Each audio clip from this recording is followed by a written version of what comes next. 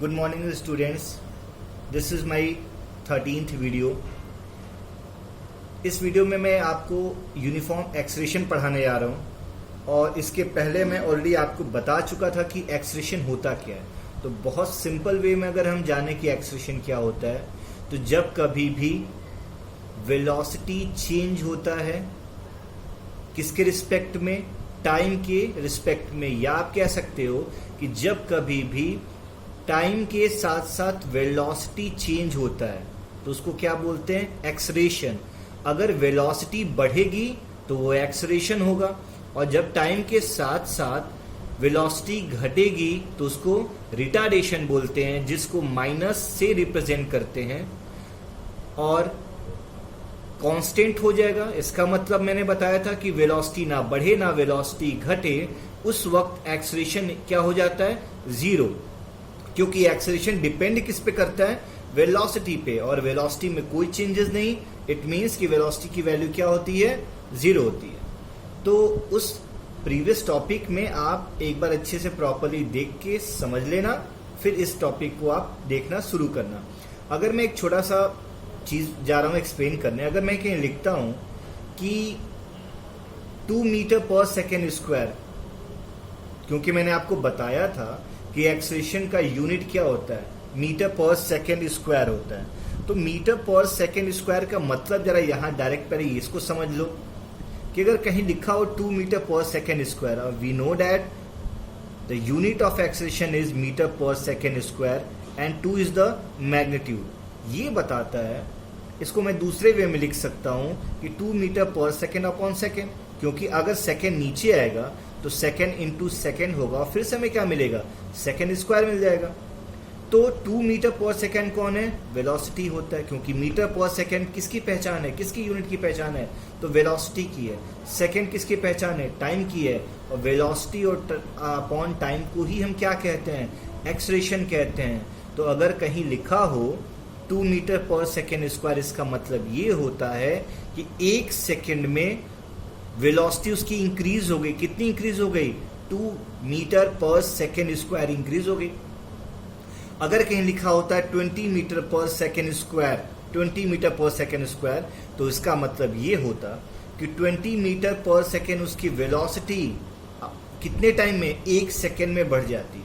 कहीं पे लिखा होता है, आप पढ़े भी होंगे, 9.8 मीटर पर सेकेंड स्क्वायर.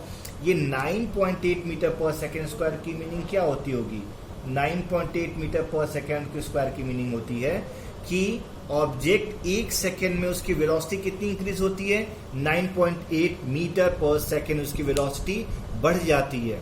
तो कभी भी कहीं पे अगर ऐसे लिखा रहे तो ये आपका एक्सलेशन है, क्योंकि इसके आगे क्या है, प्लस है. और अगर रिटार्डेशन होता तो वो वैल्यू क्या आती है आपकी, माइनस आती. तो कहीं पे लिखा हो -2 मीटर पर सेकेंड स्क्वायर, इसका मतलब एक सेकेंड में उसकी वेलोसिटी कितनी डिक्रीज हो रही है, 2, घट रहा है. पहले 10 था, 10 से 2 घटा, कितना हो गया, 8 आ गया.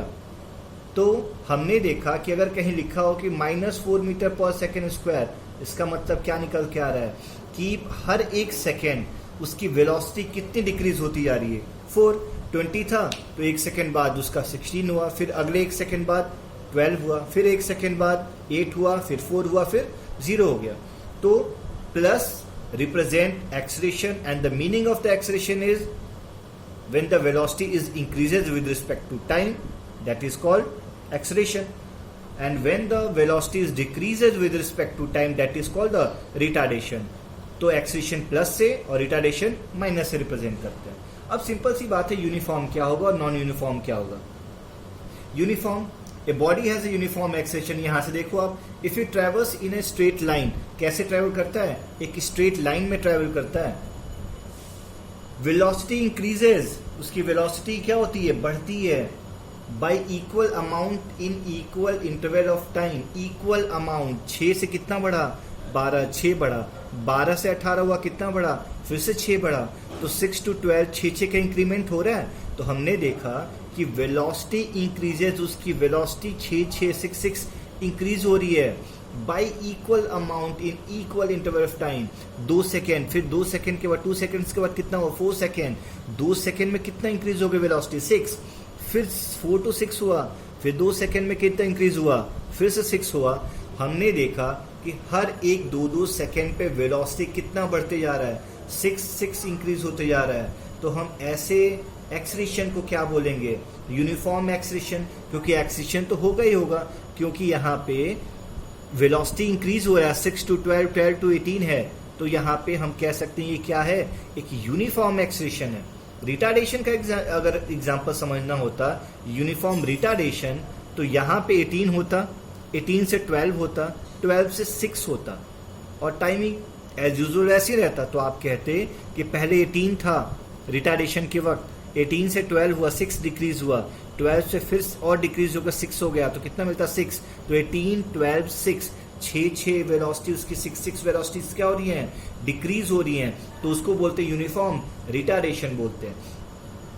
इसी को दूसरे लैंग्वेज में हम बोल सकते हैं, इसी डेफिनेशन को in other words, a body has a uniform acceleration, अगर कोई ऑब्जेक्ट यूनिफॉर्म एक्सेलेरेशन में होगा तब कहेंगे इफ इट्स वेलोसिटी चेंजेस, जब उसकी वेलोसिटी चेंज होगी, बदलेगी, बढ़ेगी यहाँ पे, at a uniform rate, equal rate, equal एक समान, एक हिसाब से बढ़े। यूनिफॉर्म रेट मतलब क्या हुआ, एक समान होती है इसकी हिंदी, तो यूनिफॉर्म रेट इक्वल अमाउंट के हिसाब से बढ़े। जैसे यहाँ पे वेलोसिटी 6 से 12, 12 से 18, 18 से 24, तो इसको हम क्या बोलेंगे, यूनिफॉर्म रेट से बढ़ रहा है। क्या बढ़ रहा है, वेलोसिटी बढ़ रहा है, और वेलोसिटी को इस तरीके से चेंजेस को क्या बोलते हैं, यूनिफॉर्म एक्सेलेरेशन बोलते हैं। बॉल को अगर हम गिराते हैं तो लगातार उसकी स्पीड लगातार बढ़ती जाती है, कितनी बढ़ती है, 9.8 मीटर पर सेकेंड स्क्वायर मिलती है, जो आगे आपको अगले आपके लेसन्स में आपको ये सब टॉपिक मिलेंगे। एक बॉल को अगर हम रोल करते हैं, किसी इंक्लाइंड प्लेन से गिराते हैं, तो बॉल की स्पीड लगातार बढ़ती जाएगी, पहले 0 होगी, फिर थोड़ी बढ़ेगी, फिर थोड़ी बढ़ेगी, फिर थोड़ी और बढ़ेगी। तो आपको मैंने प्रीवियस टॉपिक में भी बताया था कि जब कभी भी यूनिफॉर्म होगा तो लाइन कैसा बढ़ेगा, स्ट्रेट लाइन, क्योंकि इसका ग्राफ की प्लॉटिंग जब करते हैं तो यहाँ पे हमने वेलोसिटी वाई पे रिप्रेजेंट किया, मीटर पर सेकेंड इसका यूनिट है, टाइम को हमने सेकेंड इसका यूनिट हुआ, जिसको एक्स पे रिप्रेजेंट किया, और ये लाइन क्या रिप्रेजेंट करेगा, यूनिफॉर्म एक्सेलेरेशन का।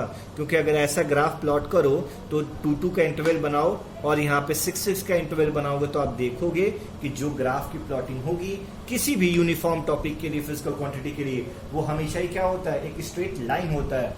तो यहां से अगर हमने देखा एक्सेलेरेशन की वैल्यू क्या मिली, तो A1 निकालने के लिए क्या करोगे, V1/T1, 6/2 3, यहाँ पे 12/4, A2 निकालने के लिए V2/T2, फिर से 3 मिला, आपको A3 निकालना है, V3/T3, फिर से क्या मिला 3। तो आप बोल सकते हो ना कि यहाँ पे एक्सेलेरेशन क्या है, सब जगह 3 है, तो कैसा एक्सेलेरेशन हो गया, यूनिफॉर्म एक्सेलेरेशन।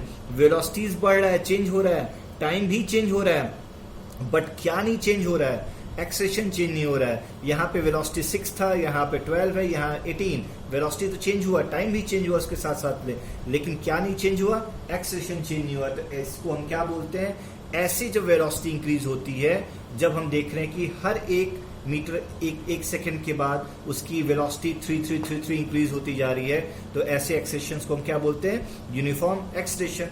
तो नॉन यूनिफॉर्म क्या होगा, इसका ऑपोजिट होगा, जब वेलोसिटीज तो आपकी वेलोसिटीज जो है वो इंक्रीज हो रही है, बट यूनिफॉर्म पैटर्न में नहीं।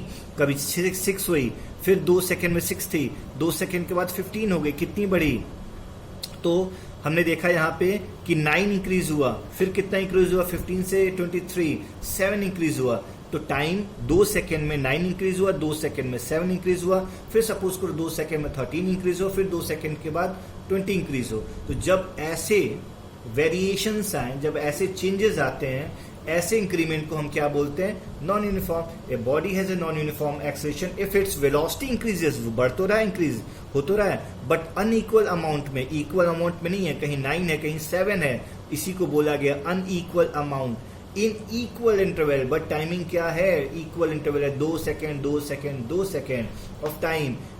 इसका दूसरा डेफिनेशन भी छोटे में लिखा गया है, if its velocity changes, velocity तो बढ़ेगा क्योंकि एक्सेलेरेशन है, at a non uniform rate, एक नॉन यूनिफॉर्म रेट में बढ़ेगा, कभी ज्यादा कभी कम। ऐसे अगर ग्राफ को बनाएंगे तो स्ट्रेट लाइन ना मिलके कुछ ऐसे ग्राफ्स मिलेंगे। तो ये कुछ हमारे टॉपिक थे, uniform acceleration and non uniform acceleration. Okay, thanks a lot.